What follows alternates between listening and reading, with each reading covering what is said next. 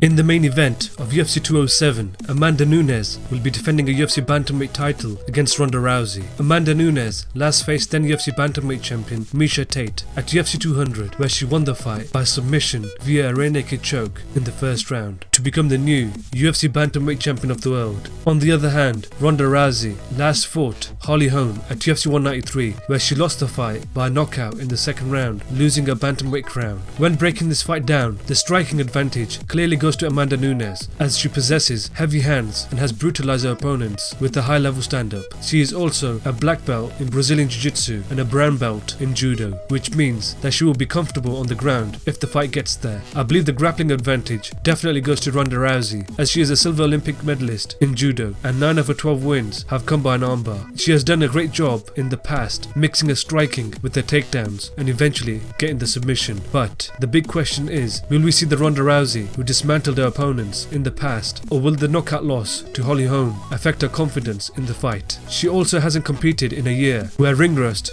may be an issue. She has seemed very focused leading up to UFC 207, but we still don't know where her mind is at. If the fight goes on longer than the first few rounds, it will definitely favour Ronda Rousey, as Amanda Nunes is known to gas herself out in the later rounds. This is a very tough pick, but I believe Amanda Nunes will nullify Ronda Rousey's attempts to take the fight to the ground, and I believe her striking will be too much for Ronda Rousey to handle. I believe she will eventually finish her in the second round by TKO.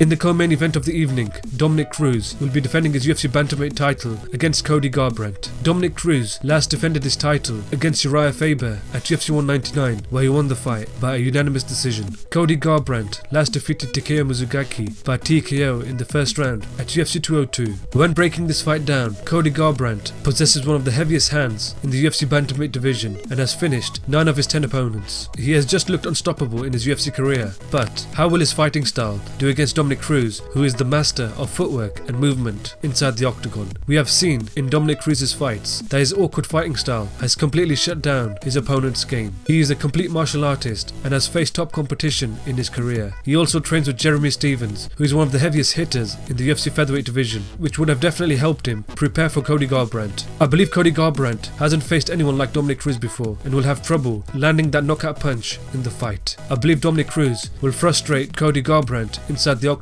and will drag him into the later rounds. I believe Dominick Cruz will win the fight by a unanimous decision. For the rest of the main card, the former UFC bantamweight champion TJ Dillashaw will be facing off against rising bantamweight contender John Lineker in a possible number 1 contenders bout. TJ Dillashaw last defeated Rafael Assunção by a unanimous decision at UFC 200. John Lineker last faced John Dodson at UFC Fight Night 96, where he won the fight by a split decision. When breaking this fight down, it is clear that John Lineker has the power to knock any bantamweight out and has shown this in his recent fights. He has also shown that he is not afraid to stand and bang if he has to. On the other hand, TJ Dillashaw fights at a high pace and his quick footwork and movement allows him to throw strikes and avoid danger. I believe TJ Dillashaw has a better overall game, and I believe he will mix his striking with his wrestling to win the fight by a split decision.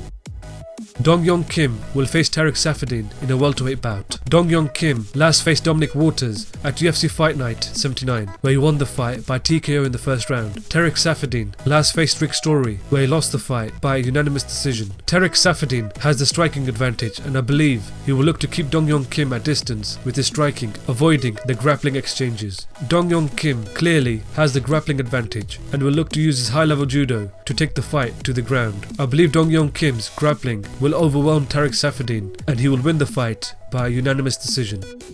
Louis Smolka will face Ray Borg in a flyweight bout. Louis Smolka last faced Brandon Moreno at UFC Fight Night 96, where he lost the fight by submission via guillotine choke in the first round. Ray Borg last faced Justin Scoggins at UFC Fight Night 82, where he lost the fight by a unanimous decision. Both fighters are rising prospects in the flyweight division and have looked impressive inside the octagon, but I believe Louis Smolka's overall game is better. I believe if he puts both his striking and his grappling together, he will get the victory. I believe he will win the fight by a unanimous decision.